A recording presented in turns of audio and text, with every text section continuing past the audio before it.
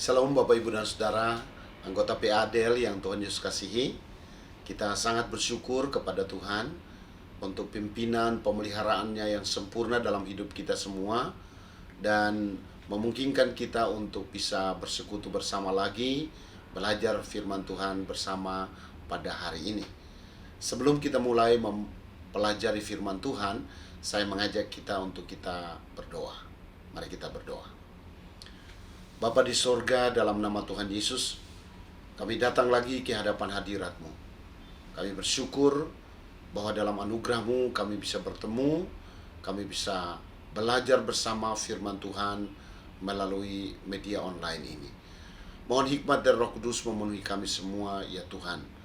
Baik hamba-Mu yang menyampaikan firman-Mu, maupun semua Bapak, Ibu, dan Saudara yang mendengar. Terima kasih Bapa. Dalam nama Tuhan Yesus yang adalah firman yang hidup itu, kami sudah berdoa. Amin. Bapak, Ibu, dan Saudara yang dikasihi Tuhan, pada kesempatan di tahun ini kita menyepakati bersama tema yang kita akan dalami adalah bahwa Roh Kudus memimpin seluruh hidup kita. Bapak, Ibu, hari ini kita mau memperhatikan bahwa Roh Kudus itu adalah pribadi. Kalau kita mau memahami tentang Roh Kudus, maka hal pertama yang betul-betul kita perlu pahami kebenarannya adalah bahwa Roh Kudus itu adalah pribadi.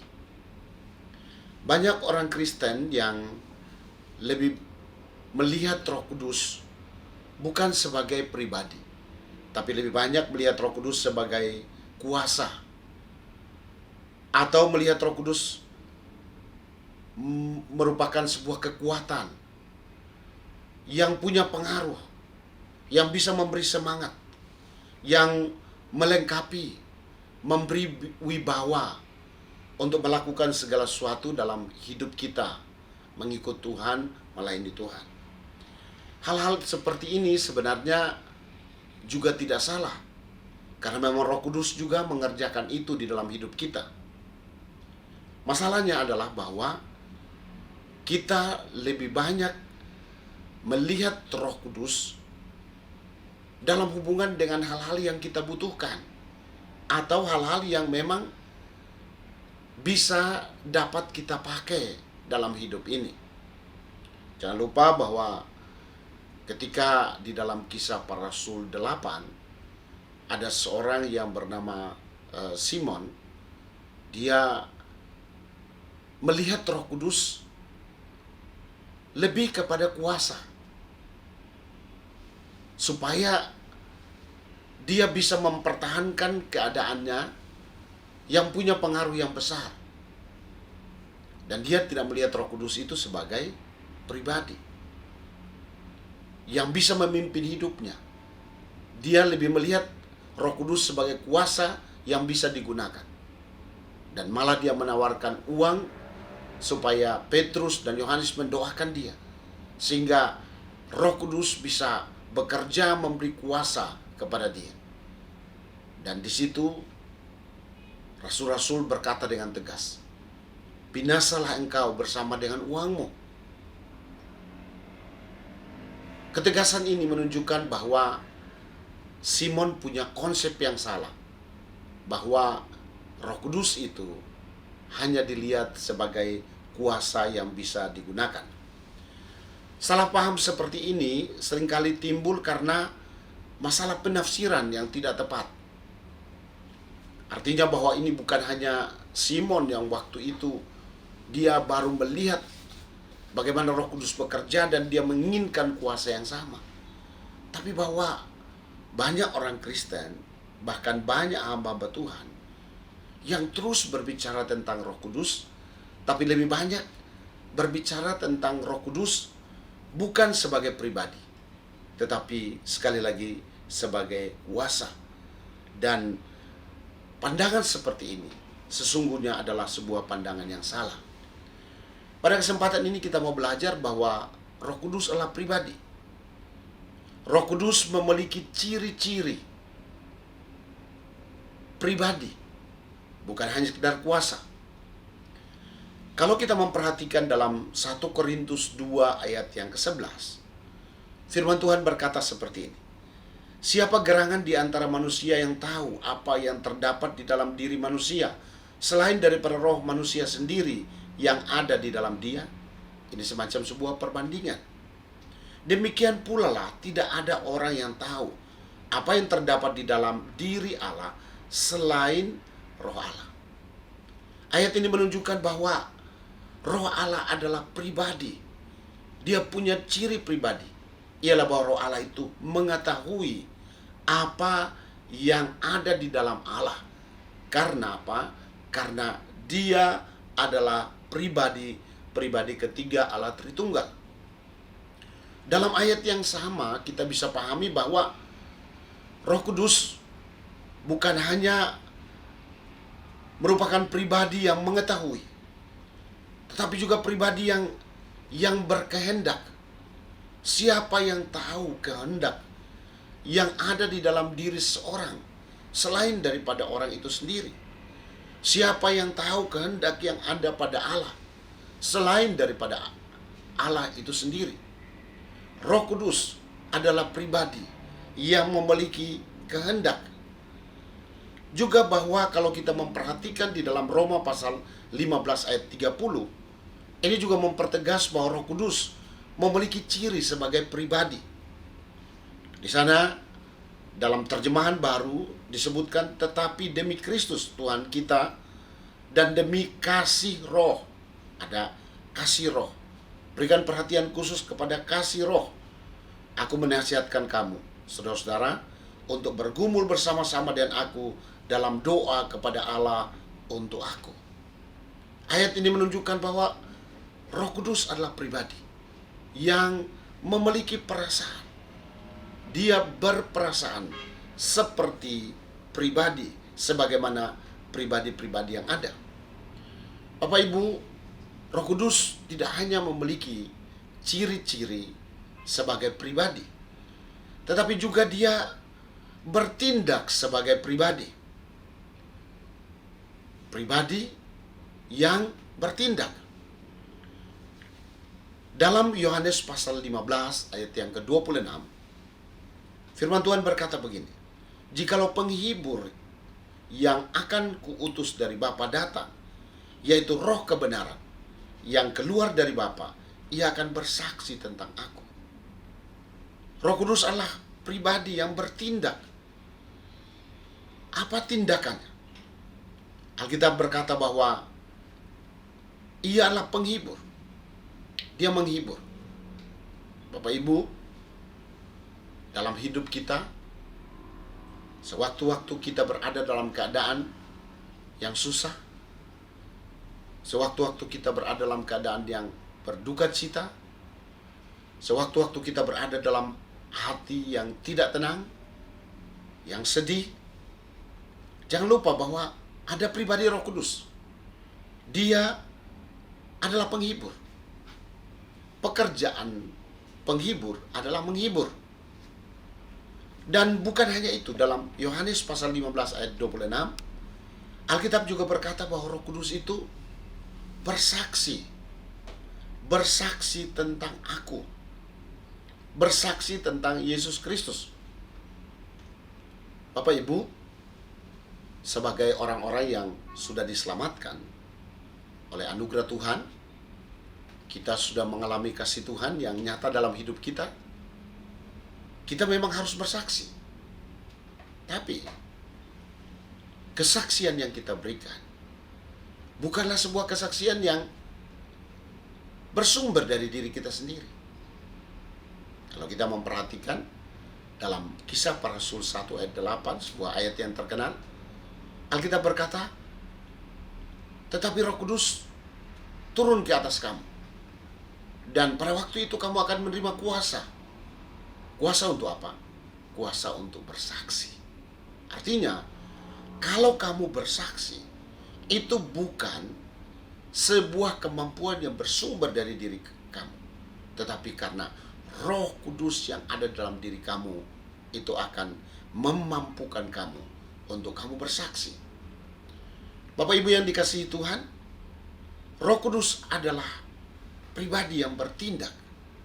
Dia menghibur kita, tetapi juga dia bersaksi. Bersaksi tentang Yesus di dalam dan melalui hidup kita. Roh Kudus adalah pribadi yang bertindak. Bertindak dalam hal apa? Bertindak juga dalam hal memimpin setiap orang percaya masuk ke dalam seluruh kebenaran. Itu kita bisa lihat dalam Yohanes pasal yang ke-16 ayat 13 dan 14. Firman Tuhan berkata seperti ini. Tetapi apabila ia, Roh Kudus, Roh Kudus, pribadi ketiga Allah Tritunggal itu, yaitu roh kebenaran. Ini bukan roh jahat, ini roh kebenaran.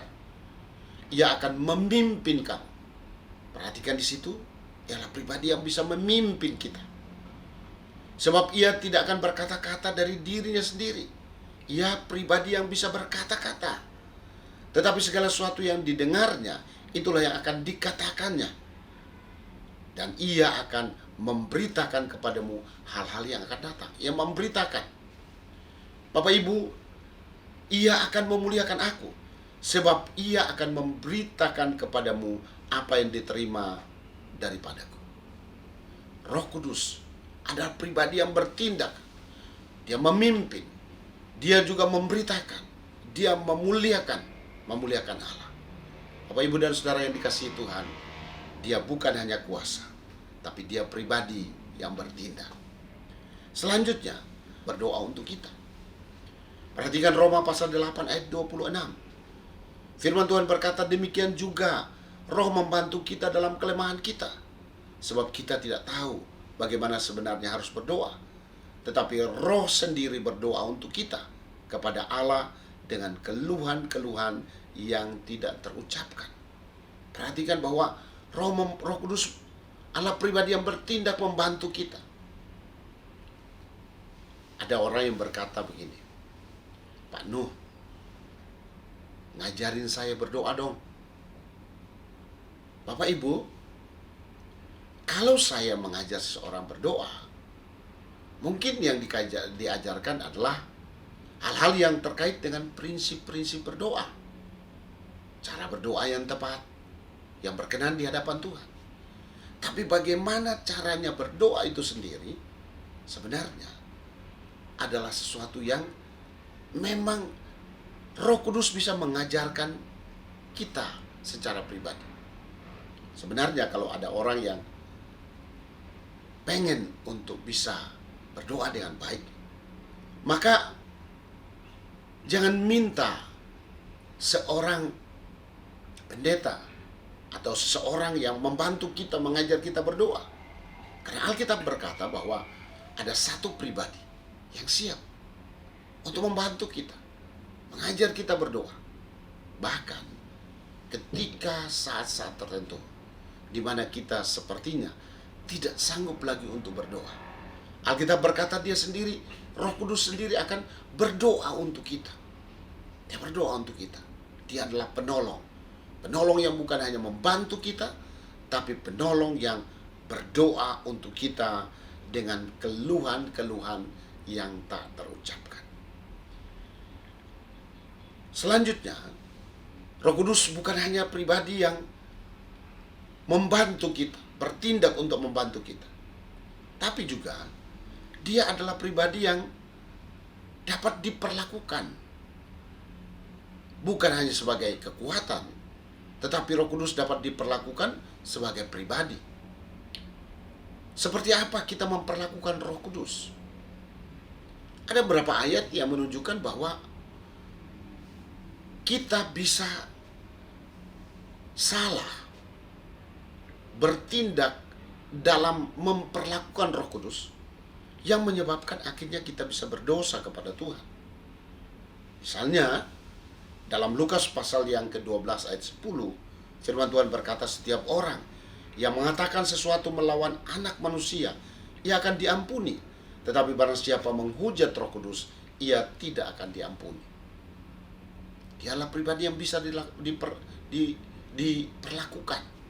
Di sini disebutkan bahwa ada pribadi yang menghujat Roh Kudus. Siapa mereka?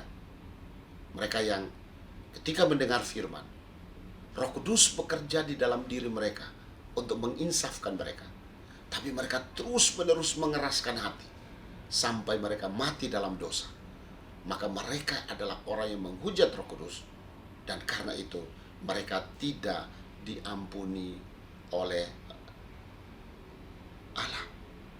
Bapak Ibu, kita berdoa kiranya jangan ada di antara kita yang akhirnya menjadi pribadi yang menghujat Roh Kudus karena kita terus mengeraskan hati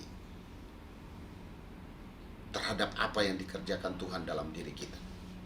Roh Kudus juga adalah pribadi yang bisa diperlakukan sebagai pribadi. Kisah pasal 5 ayat yang ketiga, ini cerita tentang Ananias dan Safira. Mereka mendustai Roh Kudus. Firman Tuhan berkata, tapi Petrus berkata, Ananias, mengapa hatimu dikuasai iblis, sehingga engkau mendustai Roh Kudus dan menahan sebagian dari hasil perjualan tanah itu? Oh, Ananias bersama dengan istrinya, mereka sepakat. Faktanya mereka sebenarnya mendustai Petrus. Tapi menurut firman Tuhan, yang mereka dustai itu adalah Roh Kudus. Kapan seseorang berdustai Roh Kudus? Ketika ada sesuatu yang digerakkan oleh Roh Kudus dalam hati kita untuk kita bisa buat itu bagi Tuhan. Tapi kemudian yang kita lakukan itu tidak sepenuhnya, dan kita berkata atau kita bersaksi bahwa kita sudah melakukan semuanya, maka sebenarnya kita sudah mendustai Roh Kudus. Roh Kudus itu adalah pribadi. Roh Kudus dapat diperlakukan sebagai pribadi. Ada juga disebutkan bahwa Roh Kudus itu dapat dicobai. Kisah Para Rasul 5 ayat 9, masih dalam cerita yang sama. Kata Petrus, mengapa kamu berdua bersepakat untuk mencobai Roh Tuhan? Lihatlah, orang-orang yang baru mengubur suamimu berdiri di depan pintu, dan mereka akan mengusung engkau juga keluar. Lihat bahwa ternyata kalau orang mendustai Roh Kudus dan mencobai Roh Kudus, akibatnya sangat fatal. Jadi hati-hati kita dalam perjalanan hidup kita mengikut Tuhan.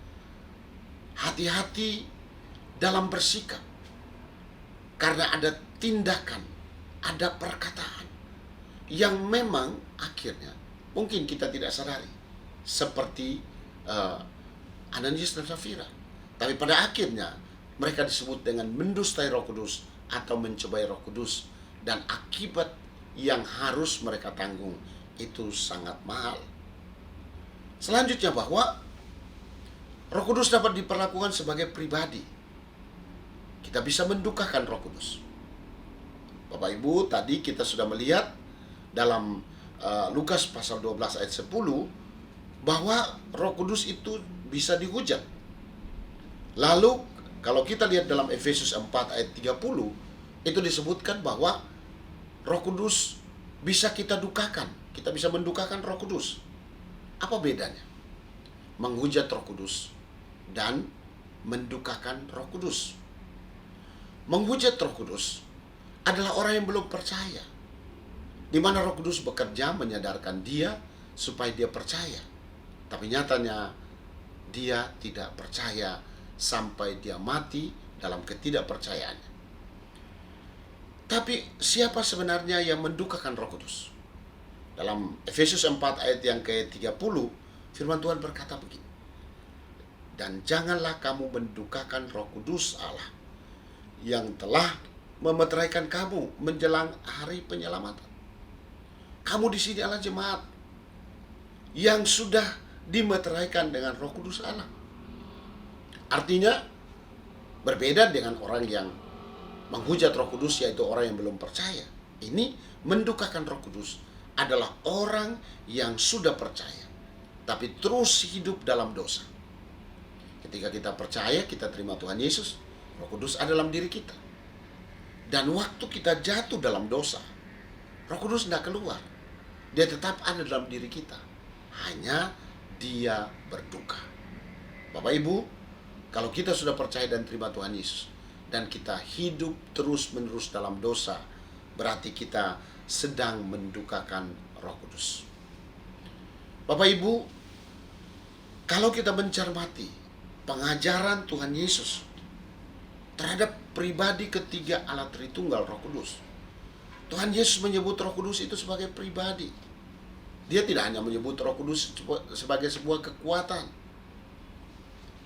Saksi Yehova terus mengajarkan bahwa yang namanya Allah itu hanya Allah Bapa.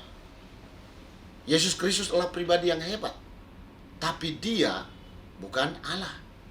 Roh Kudus mereka hanya lihat sebagai sebuah kekuatan, bukan sebagai pribadi. Tapi mari kita lihat apa yang diajarkan oleh Alkitab, yang disampaikan oleh Tuhan Yesus, bahwa Roh Kudus adalah pribadi. Menurut bahasa Alkitab Perjanjian Baru, yaitu bahasa Yunani, kata roh sering dipakai dengan kata pneuma. Dan kata pneuma sendiri sebenarnya jenis kelaminnya itu netral. Bahasa Yunani ada 3 jenis kelamin, yaitu maskulin, feminim, dan netral. Kalau pneuma itu sering dipakai kata jenis kelaminnya adalah netral. Itu sama dengan benda. Akan tetapi, Bapak Ibu, waktu Tuhan Yesus berbicara tentang Roh Kudus, secara khusus ketika mulai dari pasal yang ke-13 Injil Yohanes sampai pasal 17, di mana dia punya percakapan pribadi dengan para murid, apa yang disampaikan oleh Tuhan Yesus berkaitan dengan pribadi ketiga Allah Tritunggal, yaitu Roh Kudus. Dia mengajarkan seperti ini. Kalau kita melihat misalnya dalam Yohanes pasal yang ke-16 ayat 13 dan 14. Di sana Tuhan Yesus lebih mengajarkan berkaitan dengan Roh Kudus sebagai pribadi, dan dipakai kata jenis kelaminnya adalah maskulin. Kalau kita perhatikan kata-kata yang dipakai juga ekenos atau autos, itu lebih berhubungan dengan maskulin. Maka dalam terjemahan bahasa Inggris, pribadi ketiga Allah Tritunggal itu biasa diterjemahkan kata ekenos dan autos dengan kata he atau his atau him.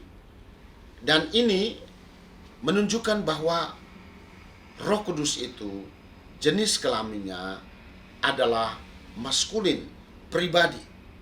Bapak Ibu, kalau kita lihat dalam Yohanes pasal 16 ayat 13 dan 14, di sana disebutkan bahwa tetapi apabila ia, yaitu Roh Kudus datang, itu dipakai he, yaitu roh kebenaran. Ia, he, akan memimpin kamu ke dalam seluruh kebenaran, sebab ia, he, akan memuliakan aku.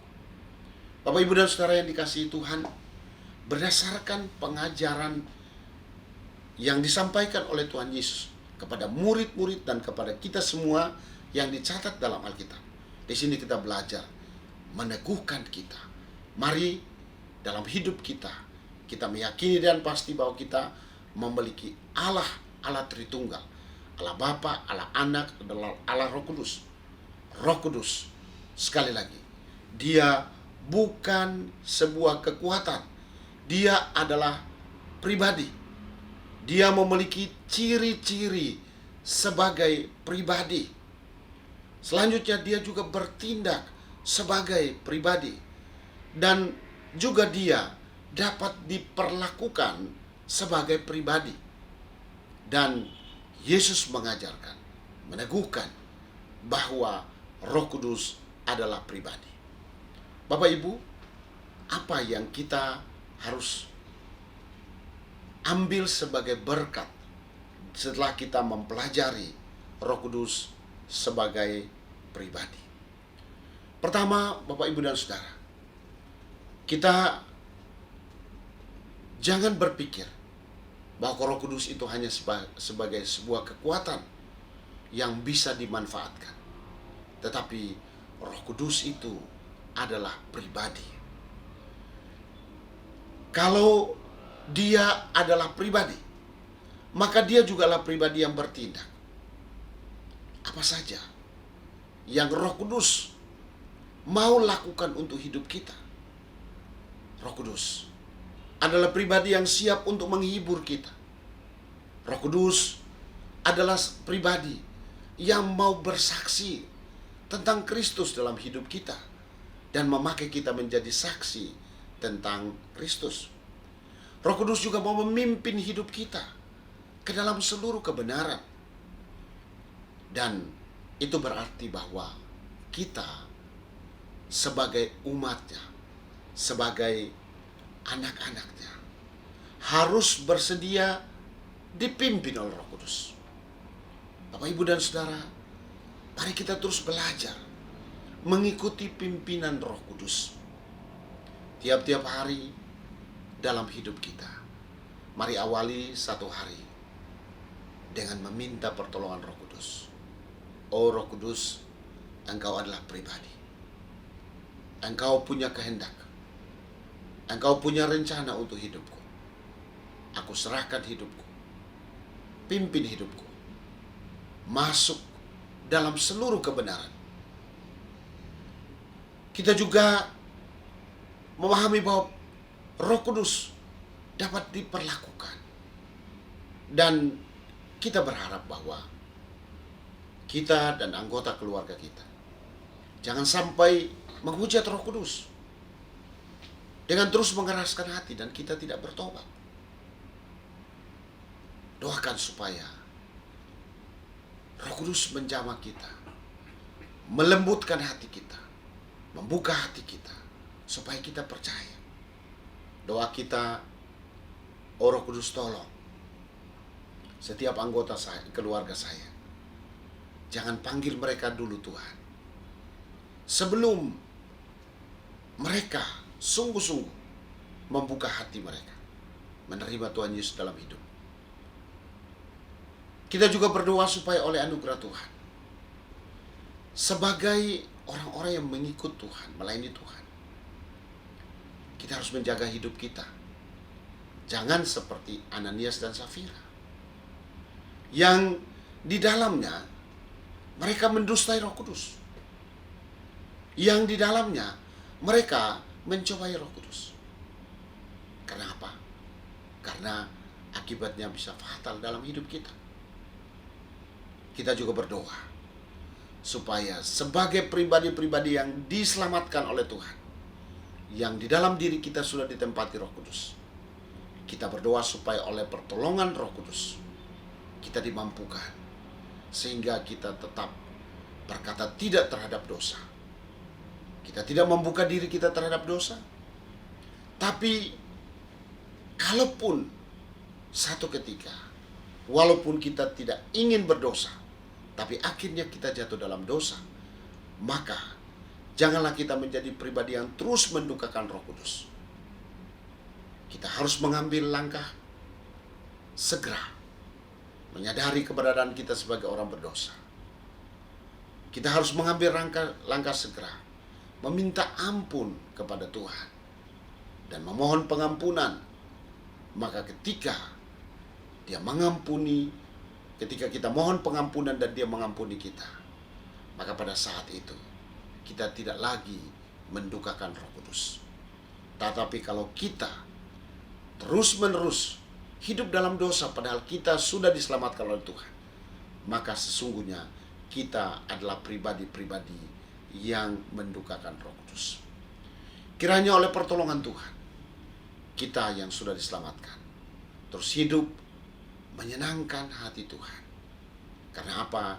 Karena kita memberi diri kita sungguh dipimpin dan diberkati oleh Roh Kudus. Tuhan Yesus memeteraikan firman-Nya dalam hidup kita dan menolong kita supaya kita terus hidup dalam pimpinan Roh Kudus. Amin. Mari kita berdoa. Tuhan, kami sangat bersyukur karena dalam anugerah-Mu kami telah belajar bersama firman Tuhan. Tuhan Yesus, kami sadar bahwa dalam praktek hidup kami mengikut Tuhan, melayani Tuhan, seringkali kami memiliki pemahaman yang salah terhadap Roh Kudus. Kami sering melihat Roh Kudus lebih kepada sebuah kekuatan, sebuah kuasa yang dapat kami gunakan dalam hidup ini. Tetapi kami mengabaikan kebenaran bahwa Engkau adalah pribadi. Pribadi ketika Allah Tritunggal. Tuhan Yesus, kami berdoa supaya Tuhan tolong kami. Bila kiranya dalam pertolongan-Mu, kami terus memandang Roh Kudus sebagai pribadi yang bisa bertindak memimpin hidup kami, yang bisa diperlakukan sebagai pribadi dalam hidup kami. Dan kami mau sungguh-sungguh dalam hidup ini kami bersandar dalam pimpinan Roh Kudus. Kami tahu bahwa kami hanya hidup dalam dua kemungkinan: mengikuti kehendak pribadi kami yang berasal dari dunia, dari si jahat, atau mengikuti kehendak Tuhan dalam hidup ini. Dan biarlah Roh Kudus memampukan kami untuk terus hidup dan berkemenangan hidup dalam kehendak Tuhan. Kami lemah, kami terbatas, tapi kami percaya bahwa dengan kekuatan Roh Kudus kami akan dibawa untuk hidup berkemenangan. Tuhan Yesus, kami berdoa menyerahkan seluruh hidup kami ke dalam tangan kasih-Mu. Kiranya Tuhan Engkau pimpin kami semua secara pribadi, tetapi juga kami berdoa untuk setiap anggota keluarga kami. Berdoa juga Tuhan Yesus untuk setiap anggota persekutuan DL. Tuhan Engkau berkenan memberkati. Mereka yang dalam keadaan sakit, Tuhan kiranya sembuhkan. Mereka dalam keadaan susah, Tuhan hibur. Mereka yang dalam keadaan berkekurangan, Tuhan memberi kecukupan. Kami berdoa untuk setiap anak-anak, cucu yang sementara studi, supaya Tuhan memberi hikmat, memberi kemampuan belajar dan baik, dan mereka berhasil. Mereka yang sudah selesai studi dan membutuhkan pekerjaan, kami minta dalam nama Yesus supaya Tuhan Engkau berkenan membuka jalan dan mengaruniakan pekerjaan kepada mereka. Mereka yang merindukan pasangan hidup, Tuhan Engkau tuntun, pertemukan kepada yang seiman, yang saling mencintai, untuk membentuk rumah tangga Kristiani yang bahagia. Terima kasih Tuhan, kami juga berdoa untuk gereja-gereja di Indonesia, supaya terus memiliki semangat ekumenis, bergandeng tangan bersama, menjadi garam dan terang di tengah-tengah bangsa kami. Doa kami untuk semua misionari yang sementara berjuang di garis depan pemberitaan kabar baik. Tuhan mencukupkan keperluan mereka. Tuhan mengurapi dan memakai mereka terus menjadi alat kemuliaan di tangan-Mu, menyaksikan kasih Kristus yang mati dan bangkit untuk orang berdosa, supaya banyak orang percaya dan diselamatkan. Doa kami untuk bangsa dan negara kami. Kami terus berdoa untuk Bapak Presiden Joko Widodo bersama dengan setiap jajaran pemerintahannya di masa transisi ini. Tuhan Engkau tolong supaya pemerintahan kami terus berjalan dengan baik. Persiapan pelantikan Bapak Presiden Prabowo ke depan, kami serahkan ke dalam tangan kasih-Mu. Kiranya semua berjalan dengan baik. Kami berdoa Tuhan Yesus untuk semua anggota kabinet, supaya Tuhan Engkau berkati. Doa kami terus untuk saudara kami Bapak Luhut Binsar Panjaitan, supaya Tuhan Engkau terus memberkati hamba-Mu, memberi hikmat, memberi kekuatan, memberi wibawa ilahi dari Tuhan, supaya dapat melaksanakan setiap tanggung jawab yang ada dengan baik. Biarlah kesehatan kekuatan Tuhan anugerahkan bersama dengan ibu dan keluarga. Kami juga berdoa untuk kami semua, supaya Tuhan Engkau terus memberkati kami dalam seluruh hidup kami. Kami percaya bahwa Tuhan mendengar doa kami dan pasti menjawabnya. Terima kasih Bapa. Kami akan mengakhiri PA kami dan kami berdoa, biarlah kiranya anugerah Tuhan Yesus Kristus dan kasih Allah Bapa serta persekutuan dengan Roh yang Kudus kiranya menyertai saudara sekalian saat ini dan terus kekal selama-lamanya. Amin.